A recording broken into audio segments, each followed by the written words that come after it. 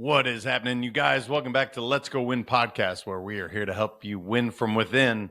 Today, we are talking a lot about Gen Z. We are talking a lot about leadership, and we have an absolute thought leader, someone that has written 40 books, and he gives an incredible acronym that you can use at the end of the episode. So please make sure to stick around till then. I promise you, this conversation is awesome throughout. He gives so many insights, but that acronym, I am absolutely using it. And I can't wait to have him come tell you himself. Dr. Tim Elmore is the founder of Growing Leaders, an Atlanta-based nonprofit developing emerging leaders. After 20 years working with Dr. John C. Maxwell, Elmore has been featured in major outlets like the Wall Street Journal, USA Today, CNN, and Fox Business. He has authored 35 plus books, including Habitudes, 8 Paradoxes of Great Leadership, A New Kind of Diversity, and the upcoming The Future Begins with Z. Well, Tim, it is great to see you. Thank you for taking the time. And I know you're not 100%, but I got to tell you, you're looking pretty darn good, brother. How are you feeling today? Maybe that's the wrong question.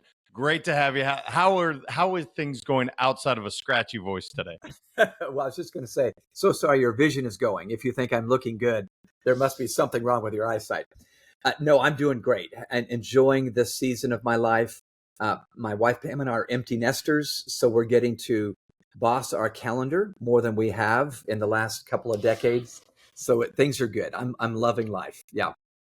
Well, you're a busy guy. I mean, 35 plus books. I mean, I've read several. I can't say I'm anywhere near reading all 35, but how do you find the time, Tim? That is a tremendous amount of work that has clearly gone into that. You must obviously love the writing, but yeah, is that freeing you up to write even more, being an empty nester? Or what's that look like for a guy like yourself? Yeah, it does for sure. I tell you what, I wrote my first book in 1984, believe it or not. I was requested to write a book on training the next generation for leadership. So I said yes. It was not a great book. I want to apologize to everyone who bought the book, but it got in my system, the whole writing thing. So actually, the new book that we're going to talk about today is my 40th book. But the way I do it, right or wrong, good or bad, JM, is I have scheduled writing days that I treat just like an appointment with an important person. So nothing squeezes that out. Melissa, my assistant, keeps it sacred. And so I write a little bit every day. And then Wednesday is my writing day. Tomorrow's my writing day. And then I'll write on the weekends and so forth. But I don't just write because it's time to write another book. I usually want to wait until something really has captured my imagination. So I do that, but then I'm just off and running. Probably just getting a lot of reps in has helped me do more and more as I get older. Yeah. I'm curious. I mean, the subject matter, obviously, leadership has really been your wheelhouse. It's where you and John Maxwell, for many people, know that name so well. He's influenced, and you guys have done so much influential work in that space. Yeah. How and when did you know, like, this is my passion? Leadership, future generations, which the future begins with Z. We're going to talk about, but how did you know, like, gosh, this is the one this is going to be my legacy? Sorry about that. I think it was an evolution, not a revolution. So I started in the classroom with students, high school students, and then later college students in the 1979-1980 school year. So that takes me way, way back. So I fell in love with the new young generation, even though I was a part of that newer, younger generation. But I saw that they were impressionable, that the cement was still wet and you could form it and shape it. And they were idealistic and felt like they could change the world, all that stuff going on. Fast forward 1983, I go on staff with John Maxwell. And even though John wasn't really famous back then, in fact, I was glad about that because I got personal attention. He was pouring into me personally. And I think it was in the mid 80s that my love of young people and my love of leadership got married. So over the last nearly 40 years, I have tried to marry the two. So I don't pretend to be John Maxwell or Stephen Covey or Jim Collins or, Zig Ziglar or anything, but I want to be that for the emerging generation. And now, JM, like you, people like you and I who are maybe in midlife, but we need help connecting with that younger generation where they're showing up late and they're on their phones and they're lazy slackers, all the complaints we have. I'm really trying to build a bridge between generations. So this new book on Gen Z is an attempt to do just that. Has it always, and before we dive into building this bridge, has it always been that case where every generation has kind of wanted to build a bridge with our generation, with the generation prior to theirs? Like, has it always been that way? And it's just kind of slightly different with the nuances and some of the idiosyncrasies they have? Or what have you discovered in your time? That is a brilliant question. You get 5 points for that question. That's brilliant. So just a little history, because I do have an answer. In fact, my research has revealed something very fascinating. So the term generation gap was actually coined 60 years ago, the mid-1960s. Look magazine editor John Poppy saw the baby boomers were the new kids on the block, and they're using new language, and what are they doing? Long hair, what is this? Woodstock, all that stuff was going on. So he saw that there was a gap. But here's my theory. I think older people have wanted to reach back to the younger all along the way, but the gap has gotten wider when the screens in our life have gone from public to private. So back in the day, let's go back to the 1960s, there was one screen in the house. It sat in the family room and it was a TV, right? That was the only screen that we had, outside of an oven, maybe, I guess. But yeah. And this screen was black and white at first. And families would gather around together and watch I Love Lucy or the Andy Griffith Show or the Dick Van Dyke Show or the Partridge Family or something like that. But they sat together, they watched together, they laughed together, they talked together, they were together. Fast forward to today, we all have our own screen in our hands now. And we can be in echo chambers. You know this, everybody listening knows this. So mom and dad might know their 17-year-old daughter has an Instagram account. They have no clue she has 5 Finsta accounts, fake Instagram, and other platforms that they would not be on that she's interacting with Lord knows who. So I'm not saying it's wicked or evil. I am saying it's different. And I think the gap now between old and young requires work that we have not required, at least in the past up until now. So I'm really wanting to, I don't think I'm the only guru around, but I'm really wanting to help bosses, employers, managers, moms and dads, coaches with young athletes, youth pastors, really catch this and say, I'm going to work. I'm going to lean in. Let's do a dance and let's get this thing to work. So so old can impart to the young, but right now, the young need to impart into the old. They know stuff I don't know, as they come into the workplace. So that's actually what the new book is about. And I'm really trying to be an advocate for Gen Z today. Yeah, and I think that point is so huge. I hope everybody heard what Tim said, because the young bring as much to the veterans as the veterans bring in. Yeah. And I don't know where I heard the term or if I somehow adopted it. I never know what original thought actually took place. But reverse mentoring is something I've talked about with many, many companies, that the old idea of I'm going to mentor you and I know all the answers because I'm the senior, that's just, in this day and age, I don't know that works all that well. So I love that idea, that what you said, so many people, I want you to hear that when you bring somebody in, you want them to give just as much as they're receiving. And it's a dance, I feel like. It is, no doubt about it. Well, I actually talked about reverse mentoring in the last 3 books I did. I think it's the answer today. But we who are over 45 years old need to know it's different now. So if I just see it as I'm older, so I'm going to impart information to you, young whippersnapper, they might be quietly suspecting you're irrelevant now at your age. They see the future as what they see. They got visibility on the future. I got visibility on what's happened so far. So what I love about this concept, though, is I think we can both share from our superpowers. So having been in my career 45 years, I do have a couple of nuggets I picked up on how life works maybe some timeless nuggets that can be helpful, but they have timely insights and intuition on how to monetize TikTok, how to use AI. JM, I just read some data. 42% of workplaces now say Gen Z is helping us monetize AI, using it to further our mission. I love that. As long as we can be humble and listen, this could be a really good thing. Well, you said the magic word. I mean, I think any great leader has two ears and utilize them well. That Yeah, listen thing, Tim, it feels like I know when I've screwed up, I'm talking far more than I'm listening. that's true. Um, So true. and I guess that's timeless, right? That was happening when you started writing books in the 80s to today. Is that one of the keys for all leaders, whether young or old? Like, let's use these two beautiful ears that God gifted us, and maybe we just choose not to at times. Yeah, I do. I think the more that I know, the harder it is to listen, or at least my perception of I know more. You always want to go, oh, I got a little something there. Oh, I got to know something there. So let me tell you real quick the big idea that I am consumed by these days, and it illustrates exactly what you just said. So as Generation Z enters the workplace, they're slightly more frustrating, the data shows, than other young generations entering, the millennials, the Gen Xers, etc. Here's why. I think we're experiencing today the Peter Pan paradox. Now, let me explain.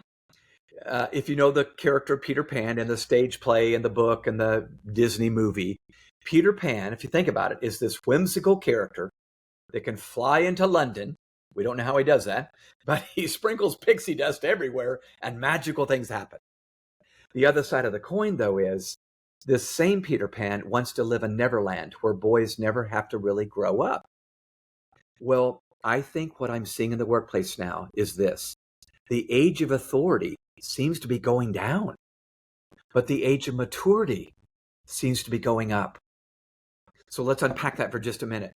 They're coming in, young people are coming in right after college with some natural authority in that they know, like I just said, they understand AI intuitively.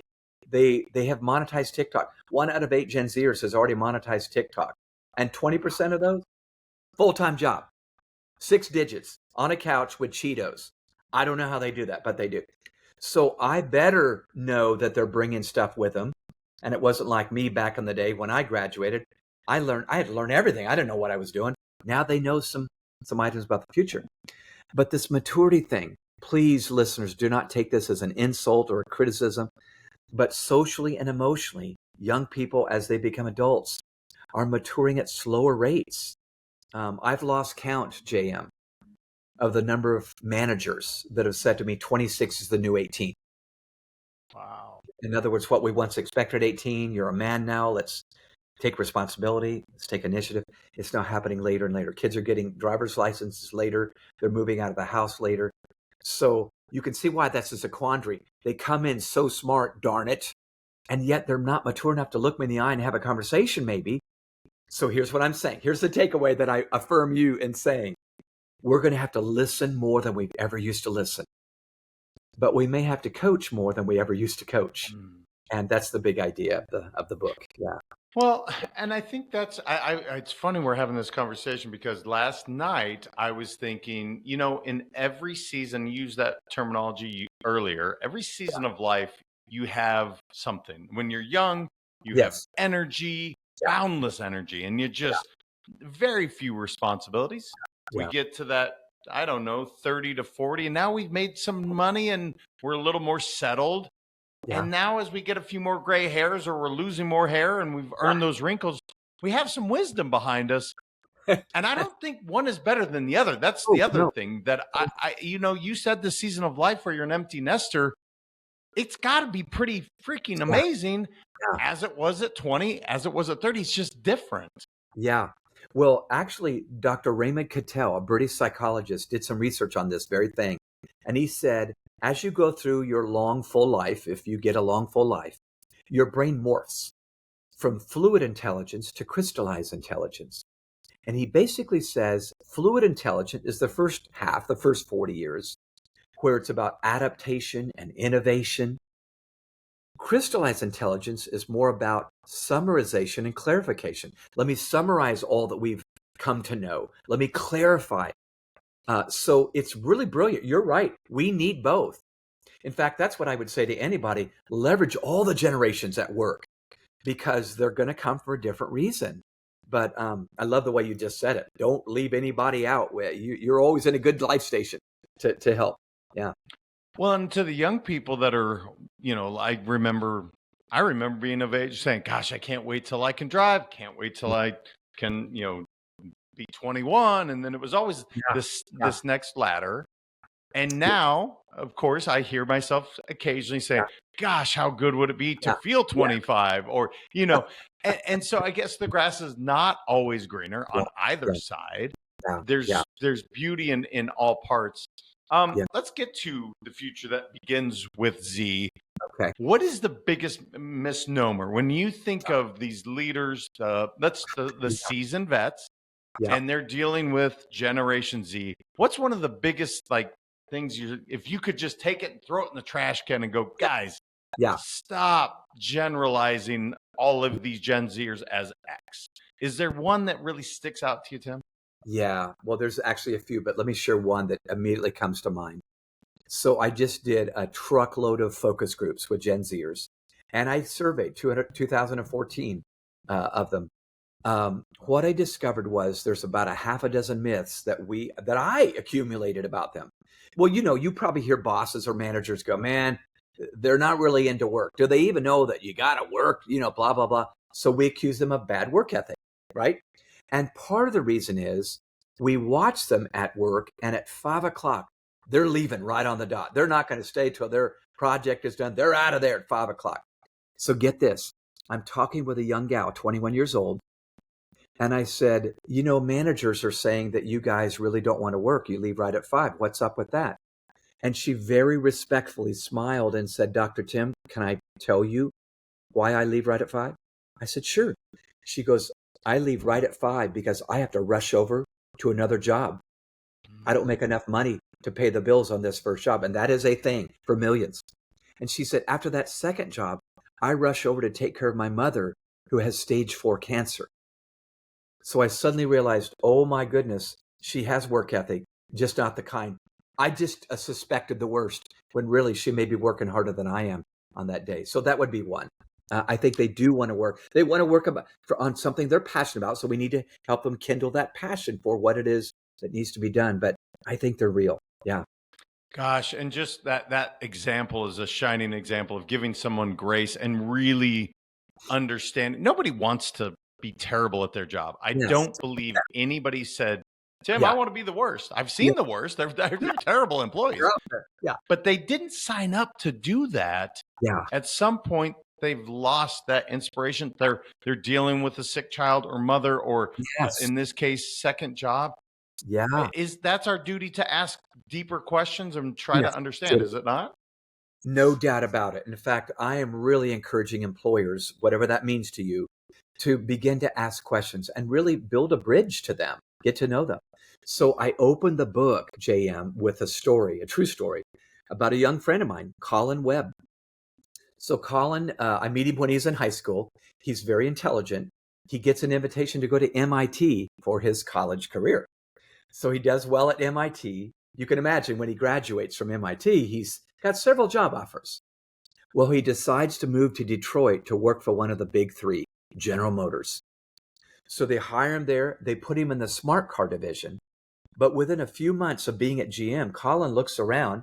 And if I can say this without being disrespectful, GM has been around for a while.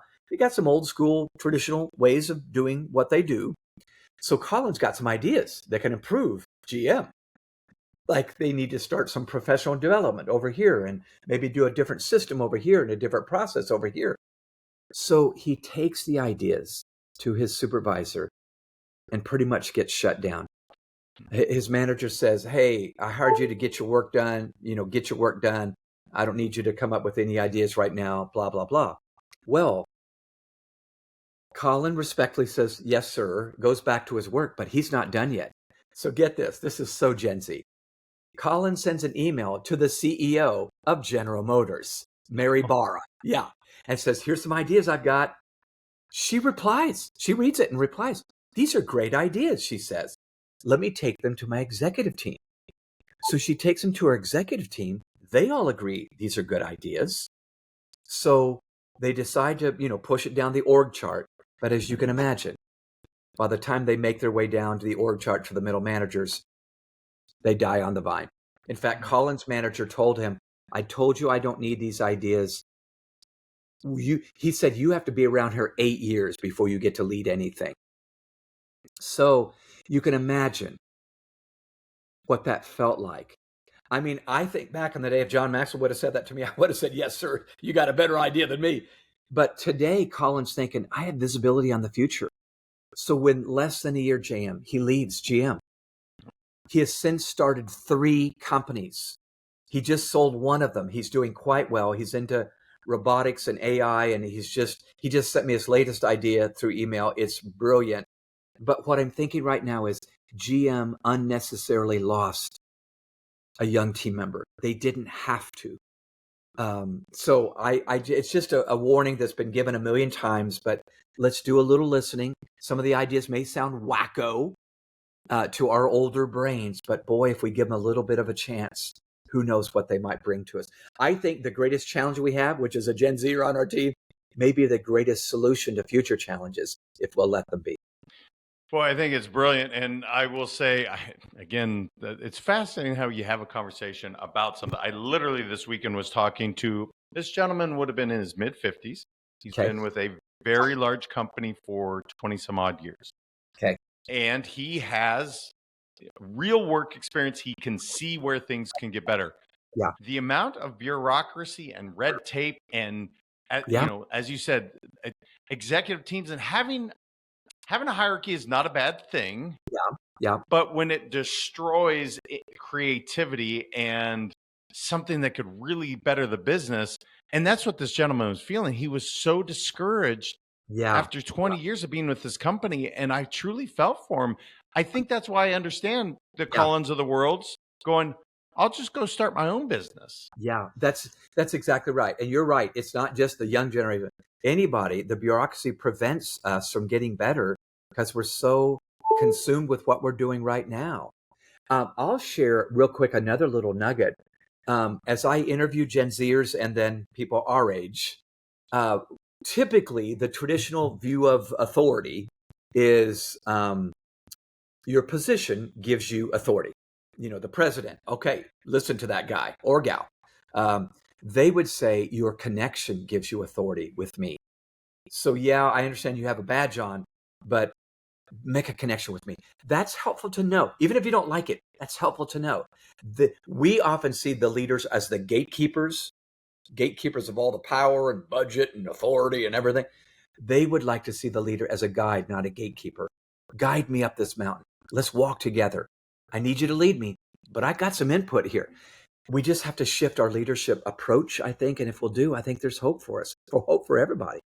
Now, this is pretty interesting because, again, my preconceived notion of a Gen Zer, you said the word connection. Yeah. I think often because of the screens, that genuine connection, they don't want that per se. Let's just go ahead and text where I'm still a phone call guy. I am that guy who still uses the phone for what the intended purpose, I guess, originally. But I guess, Tim, that's where even myself, as you said that, I was like, gosh, I wasn't thinking, let me connect with this person, whether it's taking them for a cup of coffee, spending additional time with them. And that's what your studies, that's what you found with your groups is they're looking for that genuine heart-to-heart connection with another human being? Absolutely. But you're not wrong. Here's the paradox, or one of the paradoxes of Gen Z. They long for community. They long for connection, but they may not know how to do it. So Generation Z has registered as the loneliest generation on planet Earth. All generations are registering a little loneliness right now. These screens have actually connected and disconnected us. But they're saying, I'm lonely. But get this, JM, of all the 5 generations at work, they're the ones that wanted to come into work, not be at home. They love the convenience of home, but it's because they haven't built social capital yet. They know they need to get in there. So the paradox is, I need something, but I don't know how to do it. I want something, but I don't know how to do it. That's where I think busy executives or busy managers need to say, I got to put margin in my day, and I need to get to know this new young 22-year-old that just joined and show them I care for them more than a worker, more than somebody 8 to 5 that makes widgets for me or whatever. Then if I do get to know them personally in the hallway, I can say, hey, how's that soccer going? Or how's your dog? It's just simple little gestures of, I care about you as a human rather than just an employee. That's going to be key to keeping Gen Z on the team.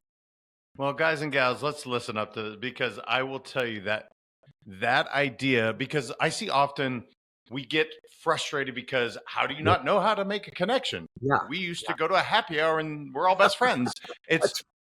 They weren't taught necessarily this, and it's not their fault, right? Yeah. We as the parents of that generation, Yeah. maybe we didn't do a great job of explaining to them how to create these bonds. Put your cell phones away at the table. Some of the basic rules that maybe seem very like commonsensical to you and I, but that's not necessarily what they were taught at home. And I've even seen now my son's school, they have no cell phones, like it's not allowed at all. And I embraced it, but my son was like, Dad, that's crazy. Awful. That's awful. Yeah. Yeah. Well, let me volley back if you don't mind. You're spot on.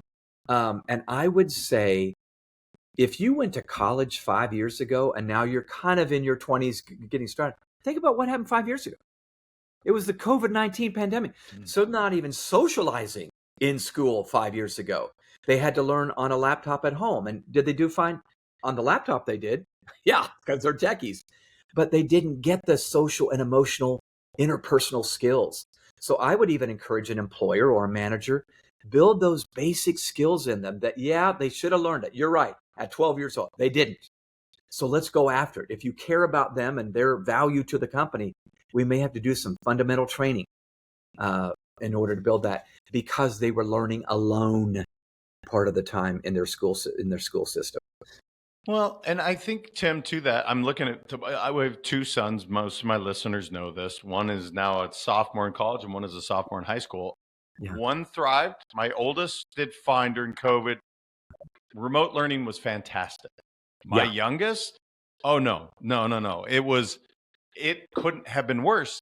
And I guess the point is they've been raised under the same roof, very similar values my wife and I have provided, and they're so greatly different.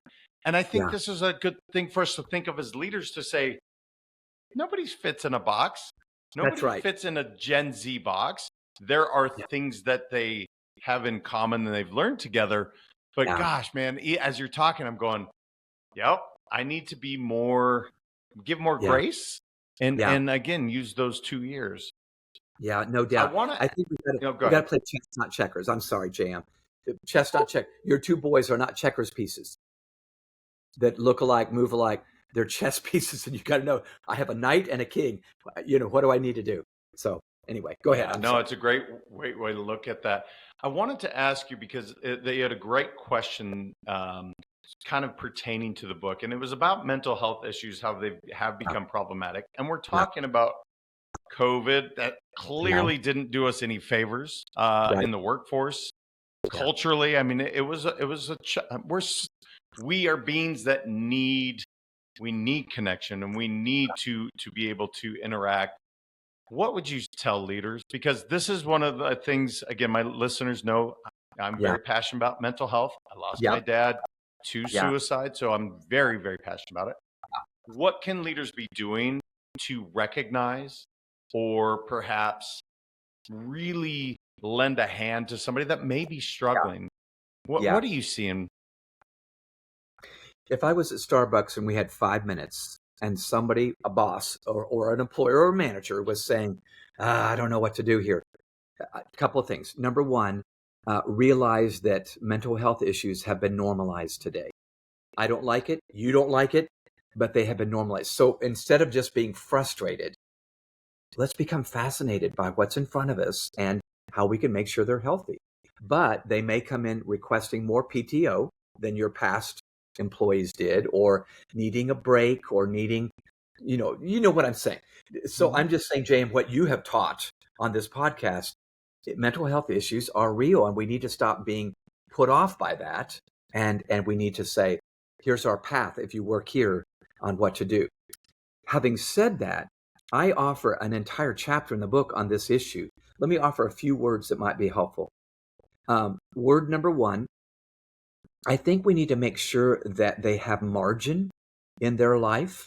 So they're at work, they're Gen Zers, but margin, our brains can be so cluttered with noise and clutter coming out of, I'm looking at, 10,000 messages a day if I'm on social media. So we need to make sure, and we're not their daddy or their mommy, but we need to say, hey, get some margin in your day. Allow there to be peace and quiet where there wasn't once peace and quiet. That's step one. Another one, though, these are elementary, movement. If we're sedentary all day long, that doesn't help our mental health. In fact, the endorphins aren't flying. If we get up and get moving, we have a team of young people that walk around our office building 3 times every day just to get moving. And of course, the endorphins and the serotonin and so forth is flowing in their brains. That's a good thing. But get up off your butt and do that. Get moving. That's number 2. A third one might be a spooky one. I don't mean for that to be, but mindfulness, where you stop and you just focus your mind for a little bit. Maybe you breathe and you're conscious of your breathing, and maybe you meditate or pray, but you're stopping the flow, the fast pace of your life. And it's just a minute. You're not going to fall behind. In fact, you may jump ahead if you give yourself a little time out. I always warn against becoming starving bakers. We teach leadership with images. The starving baker is the baker that spends so much time baking bread for others, he forgets to eat and starves himself. This happens. So we need to watch that. And then the last one, this is a simple word, but it's profound. Make sure you're working with your Gen Zers at work on managing that mental health. You need to give them permission. What do you need to do to manage it? And by the way, JM, I don't like this, but it might require medication. Hopefully that's a last resort, not a first resort, but both of my kids for low doses of depression are on meds and they're better for it. So I'm going to stop there. I'm not a therapist. I'm not a psychologist, but I think those are simple steps that even the Gen Zer says this workplace is a win-win for me because my boss cares. Yeah. Yeah. And I really, the one area that I heard that I mean, of course, mindfulness, and my audience knows I'm very passionate about that. And it's huge. Yeah. The idea of movement, and I'm going to say the word play, because I've found if we can incorporate play into our jobs, we're going to be more effective. We're going to be more fulfilled. Creativity spikes like crazy. Yes, it does. And yet, I would say if I throw that out to a corporation on a keynote, they're going to look at me like I have 3 heads. What are you talking about play, JM? What are you saying? What have your studies shown you, Tim, when it comes to play? Because again, I would say you are a absolute thought leader in this area. So guys, listen up. I think what he's about to help you out with is play can be a great thing for your effectiveness in any organization that you're running. Yeah, no doubt about it. I'm so glad you teed that up. So when I did interview various generations, let me just give one discovery that was game-changing for me. Gen Z, these are 20-somethings, look at older generations and they see us, if I can just be one of them, I am one, work as a central focus. My kids both saw their dad. I love my work. I really do. But if they see an older generation making work a central focus and they tend to become workaholics en route, that's why they're demanding work-life balance, because they go, I don't want that. Dad, you ruined our family at the holidays, or that you did some damage and I don't want to do that damage. The pendulum has swung. I do think they're passionate. I do think they're going to do great work, but this play idea, JM, is brilliant. So when I asked Gen Zers, how do you want to view your work? Okay, fasten your seatbelts, listeners. They said, I want to see it as my hobby. Now, an older person would go, what? Are you kidding? It's not your hobby, Josh, blah, blah, blah. But let's unpack that a minute. Think about, listeners, think about the last time you had a hobby that you just could hardly wait to do. Maybe you played sports. Maybe you had a stamp collection. I had a train set in my basement that I worked on every day. Isn't it true with your hobby? You'll work hard at it. And it's because you want to, not because you have to. And your best work might be at 10 p.m., not 10 a.m. I want an employee that does their best work at 10, but I'm not pushing. So if I begin to profile the job, Josh or Jessica, what if we could make this feel like it's a hobby? Now, I do need you to be here, for the meeting, but let's approach this like a hobby. It's playful, and they're going to get more done. Productivity goes up. Creativity goes up, like you just said. It's actually better that we leave the old thinking that said, well, why do you think they call it work? And we need to go to this. What if we had a great time today at work? Yeah. As you were talking, I just Daniel Pink's theory Yes. on Drive, or Yes, excuse me, I love it. Row, out of the book Drive. Yep. Result only work environment. And when you said that 10 p.m., I had to bring it up, Tim, because I'm thinking, I don't know if I've introduced this concept to my listeners or not, but I think it's pretty brilliant. Yep. I personally don't care unless you're in retail or you have to be there, of course. Yeah. But take the caveat out. If you're just looking for somebody to do a job, why do you care if they're there for 20 hours or 2 hours? Personally, Tim, I don't care. Yeah. I care about the result and what they get done. And when you said that 10 p.m. thing, I thought, oh, that's right where my head goes is I want the result. I don't care about the time. Yeah, I so agree. It's management by objective. It's result only work environment. So when I talk to Gen Zers about this, they saw some things coming in the workplace that I didn't see. Well, a few of them I saw, but one that came up was shortcuts are the new work ethic. Now that sounds wrong. I was always taught shortcuts are not good. They're not good. But here's what they meant. They meant if I work smarter, not just harder, and I can get that job done in 4 hours, not 6 hours, isn't that okay? Same job. So it's productivity that we're measuring, not clocking in and clocking out. They also advocated for 4-day work weeks, but that wasn't 4-day production. It was the same production, but they're often intuitive about how to use smart technology and AI to get the job done. So we're going to have to adapt. We don't know much about the future, but we know one thing, Gen Z is going to be there. So we're going to need to lean in and say, all right, bring it. Let's do this together. Let's do that dance we talked about earlier. I'm hearing just growth mindset is so important, whether you're the new employee, you're the middle of the road, you're the seasoned vet, and you're about to retire. Yeah. Look, we have to be open, adapt. As you said, 40 books. I'm just thinking of your time as you've gone through it since 83 to 2025 with more books to come. You've had to really be open to these new ideas and say, well, it wasn't certainly what I was taught, traditionally in the home or maybe, but gosh, that's pretty darn effective. Yeah. I mean, is it, Carol Dweck kind of nailed it with that idea, and that's what I'm hearing. Yeah, I've gotten to spend some time with Carol, and she's a hero. But her idea of fixed mindset versus growth mindset, it's the only way to survive and thrive for sure. But it does mean I'm adapting all the time. I'm a lifelong learner at 65, maybe. So I just want to echo listeners what JM is saying. We got to embrace a growth mindset, and we're always growing and learning. Yeah. I'm curious, Tim, when it comes to hiring, because often what I feel like when people feel challenged with an employee, they go back and they're like, well, I missed it in the interview. Gosh, how didn't I see this? How did I not ask the right question? Is there anything we could be doing better to, I don't know whether it's behavioral interviewing or what you would suggest to really figure out, you know what? You're a great culture fit for what we're looking for. I've set the proper expectations. This is going to be a solid relationship. Yeah, absolutely. In fact, I have an entire chapter on attracting and onboarding, and that includes interviewing. So the book itself has the 9 biggest strategies we're going to need to rethink when it comes to onboarding young team members.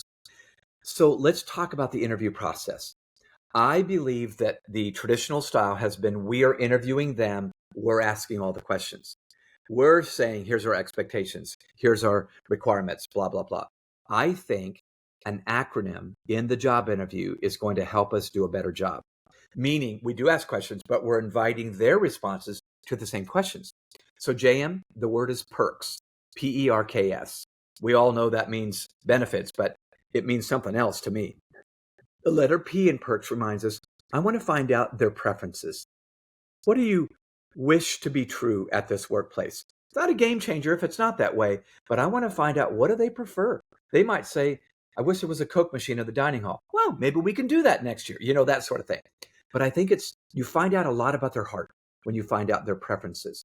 And it might be you have to say, that's never going to happen here, buddy. I'm so sorry. Are you still in, or whatever? The letter E is expectations. That's stronger than preferences. I have found that conflict expands based on the distance between expectations and reality. So we need to find out now, what do you expect to be true?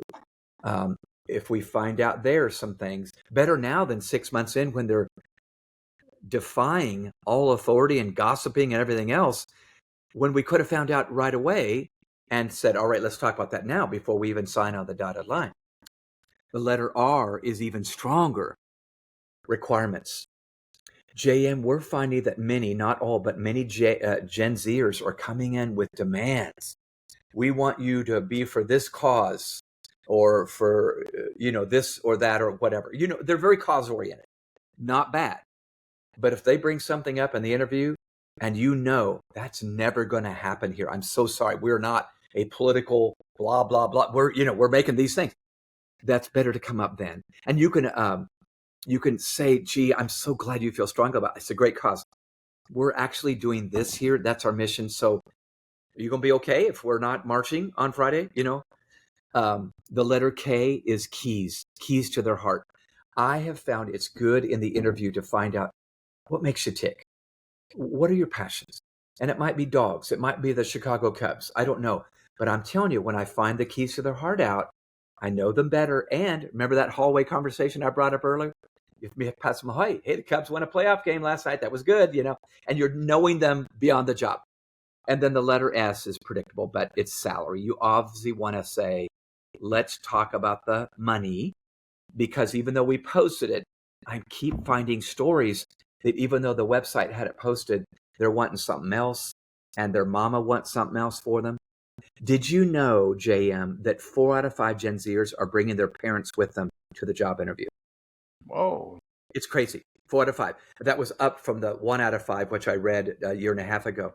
Now, I that's pitiful. And I think I blame mom and dad, not Junior, for that. Mama wants to help negotiate the PTO or whatever. And I'm just saying, Mom, you're doing a better job protecting than preparing. And now he needs to do this on his own. But anyway, that's the time to talk that over. So that was a quick acronym for the interview process. Well, I absolutely love it. You shocked me with the 4 out of 5. Mom and dad, listen up, please. Guys, they are going to do fine on their own. And by the way, if they skin their knees, all the better. Yes. And that is on us. That's not on these, as you said, mom and dad, that's on us. Yeah. The thing that stood out to me, Tim, what I loved is you notice the S guy's salary came last.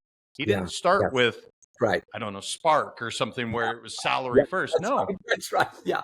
You started with perks, expectations, requirements, keys, and then salary.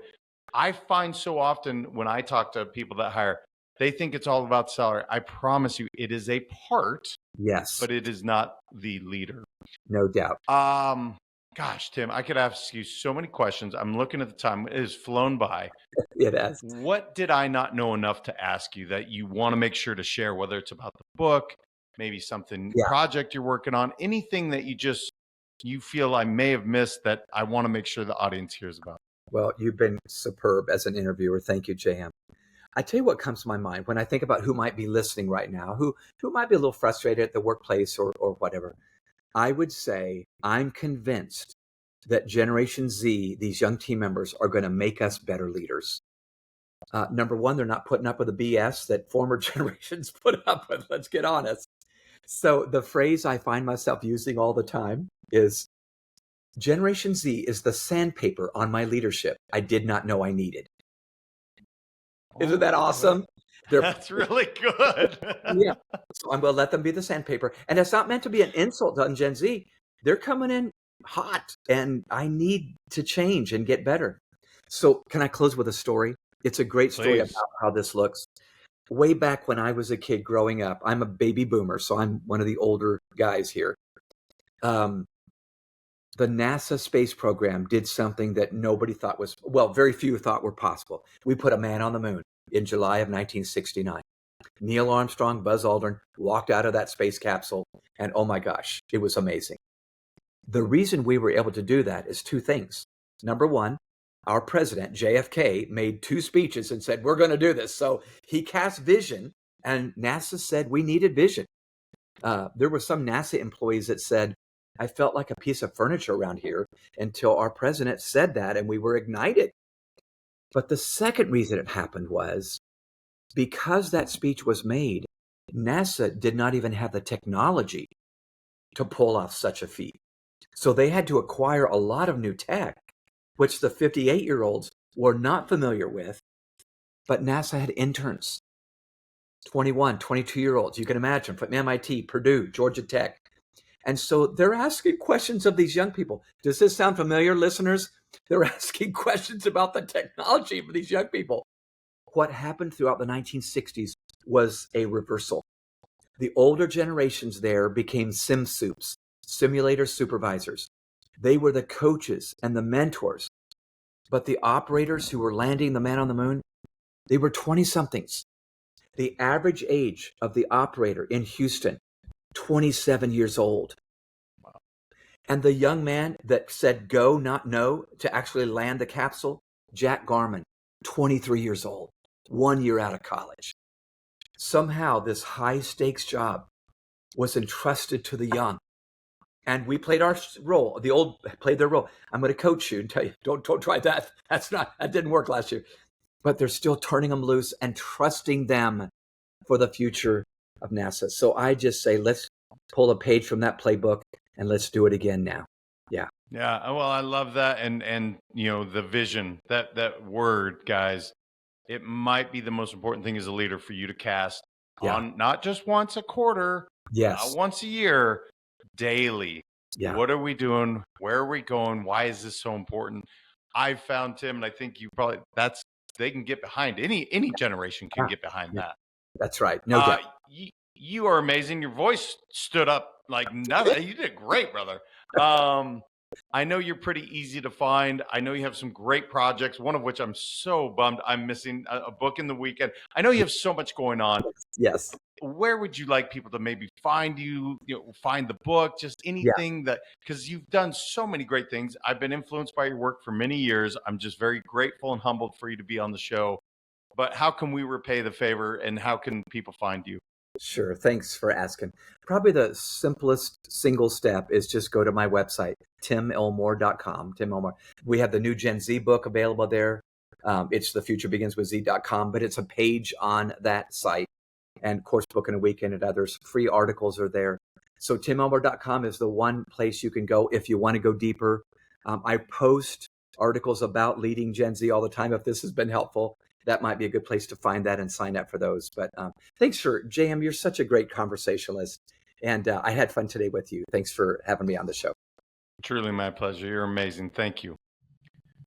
I just feel like we just had a master class when it comes to leadership, when it comes to how to better interact with not only Generation Z, but generations above, below, all sorts. And when he talked about the use of our ears and listening, that connection piece with Gen Z, I thought was incredibly important, where, I think oftentimes they don't want to connect because they are so attached to maybe their cell phone or social media. And Tim's findings is that, no, they actually really, really want that connection. And as a leader, that's our job. Our job is to make sure to connect with them, to show them this is maybe a better way to go about, I don't know, working with your coworkers or just doing that connection piece. I found that fascinating. And then the perks, I think that is So brilliant, so easy. Preferences, expectations, requirements, keys, and then salary.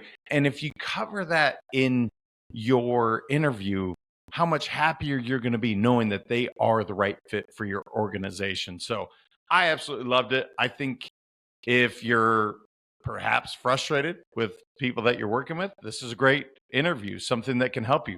If you are frustrated at your workplace and you're like, gosh, I think it's helpful. And I know all the books that he has written are helpful because I've read many of them. I just feel, like I told him, very honored to have Tim on. I think he's an amazing human being, and he is just so kind on and off the stage. Truly one of those people you feel blessed to have met. So do yourself a favor. Go check out Tim at his website. Go check out one of his books. I promise you will not be disappointed. And do me a favor. Make sure to share this out with someone, whether they're Gen Zer or they're in leadership. I promise you they're being affected by this idea. And there's so many good nuggets that Tim provided. And until next time, you guys, remember your mindset matters. I appreciate you all so very much. We'll talk soon.